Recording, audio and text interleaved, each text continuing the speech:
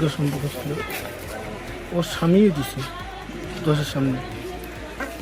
আজ আমি তো বাড়িতে ছিলাম না, কাজে গেছি। কাজ থেকে আসার পরে আমি ওকে বললাম যে তুই বাড়িতে আমি আসতেছি।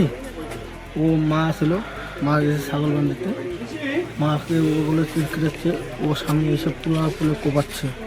আর মা দেখছে, মাথা দৌড়ে আসছে, মাকে বলে কোপাতে চাইছে, মা তো ওইখান থেকে বলে পালাই গেছে। আমি তো বাড়িতে ছিলাম না, বাড়িতে ফোন করলো, আসার সময় দেখলাম এরকম ঘটনা। ওর স্বামী এসে আগে স্বামীটা এসে মারা গেছে।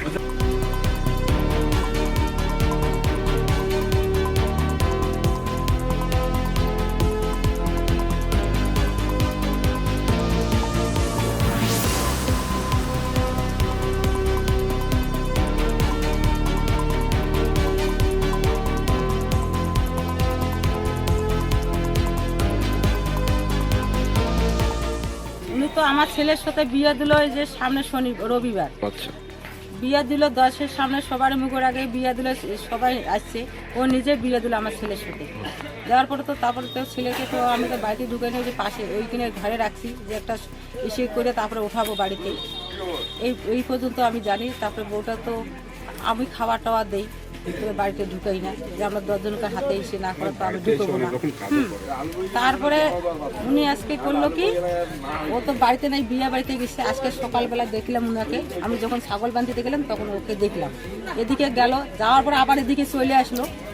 তারপর দেখতেছি ও হাসুয়া নিয়ে যাচ্ছে ওইখানে, আর আমি ওইখান থেকে দৌড় দিতেছি, বউটা চিল্লাইতেছে। আর দৌড় দিয়ে যাইছে, ও সামনে যাচ্ছে, আমার ভানে ছুটাইতেছে, তুমি এখানে এসে তোমাকে ভানে ছুটাবো, আসবে না। তখন তো আমি চিল্লাইতে দৌড় দিলাম, ওইখান থেকে চিল্লাইতে কিন্তু আসছি।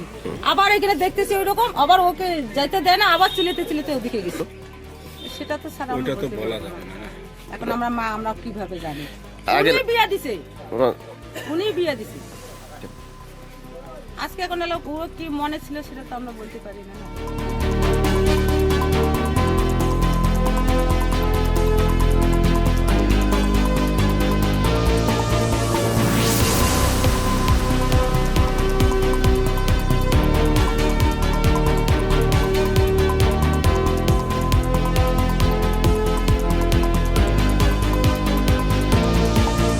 ফলো করুন সংবাদ প্রতিদিন ডিজিটাল।